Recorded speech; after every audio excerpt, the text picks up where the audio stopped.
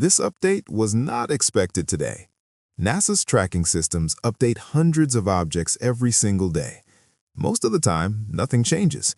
Numbers line up, orbits behave, gravity does exactly what we expect. But today, when the new velocity data for 3I-ATLAS came in, something didn't fit. Not dramatically, not explosively, but just enough to make scientists stop scrolling and start recalculating. Because according to today's measurements, 3I-ATLAS is not slowing down, it's accelerating, and that matters far more than it sounds. Let's be very clear about something first. 3I-ATLAS is already leaving the inner solar system. It has passed its closest approach to the Sun.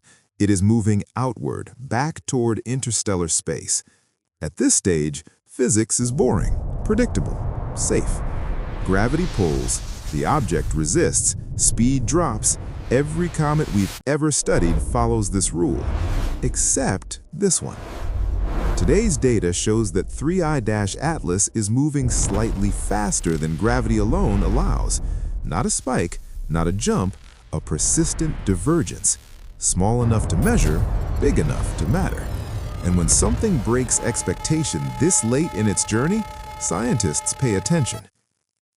To understand why this is unsettling, we need to talk about how comet motion normally works. When a comet approaches the Sun, heat activates it. Ice turns into gas, gas escapes as jets. Those jets can push the comet slightly off course. That's normal, before perihelion. But after the comet turns around and heads outward, those jets fade. The energy source weakens. The object becomes quieter, calmer, predictable again. That's what every model assumed for 3I-ATLAS, until today. NASA's tracking process is brutally precise.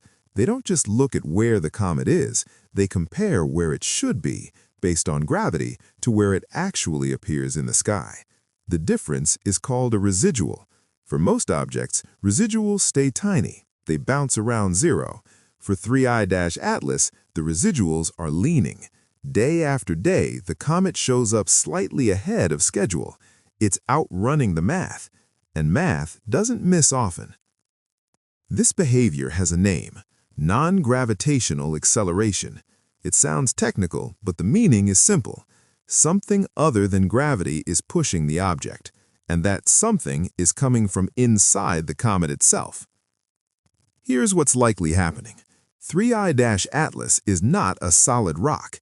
It's a fragile mix of ice, dust, and volatile compounds, a frozen archive from another star system.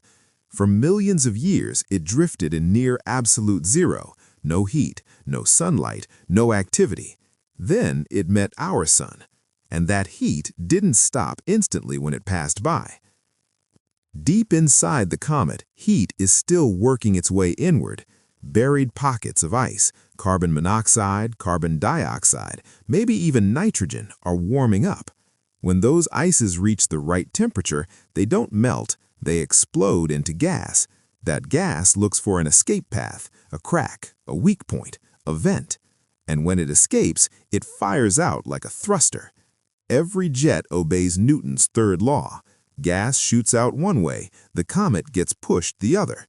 Now here's the key detail. If jets fire evenly, forces cancel, no net acceleration. But if one side dominates, one major vent opens, the comet gets a directional push.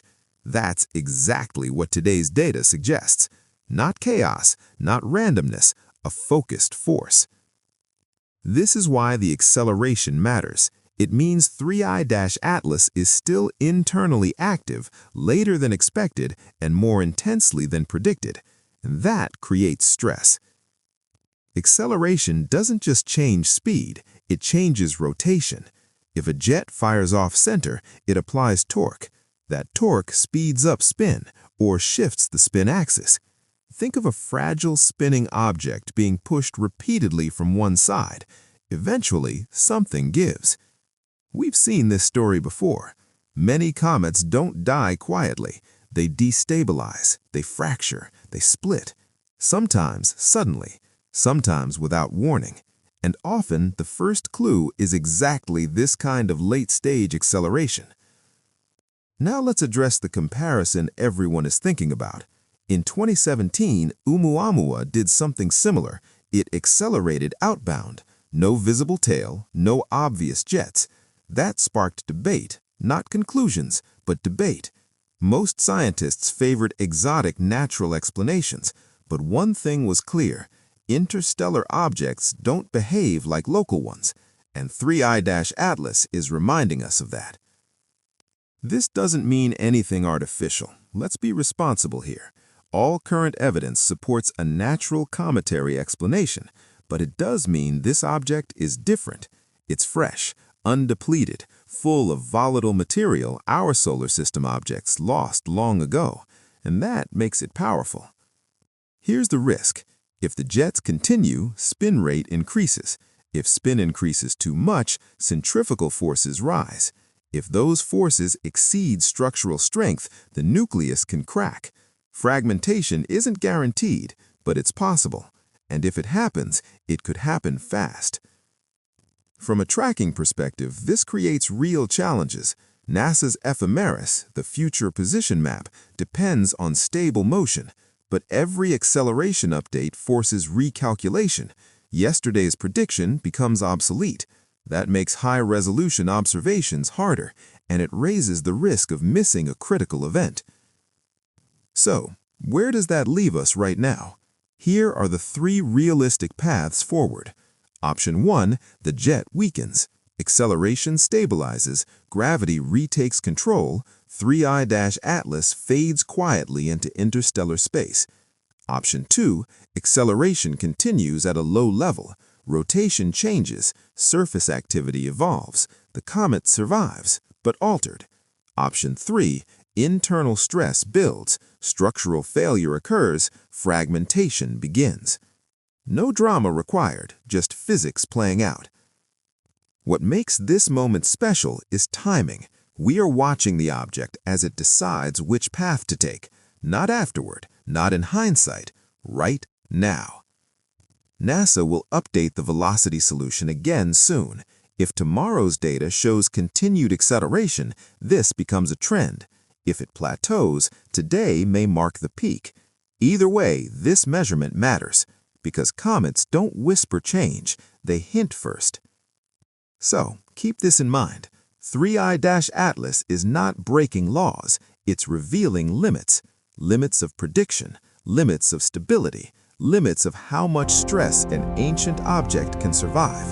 And we are lucky enough to be watching it in real time.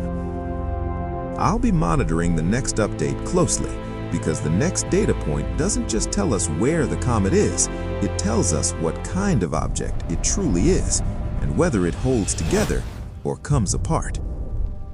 If you want the next update the moment it happens, make sure you're subscribed, because this story is still unfolding, and 3I-Atlas is not finished yet.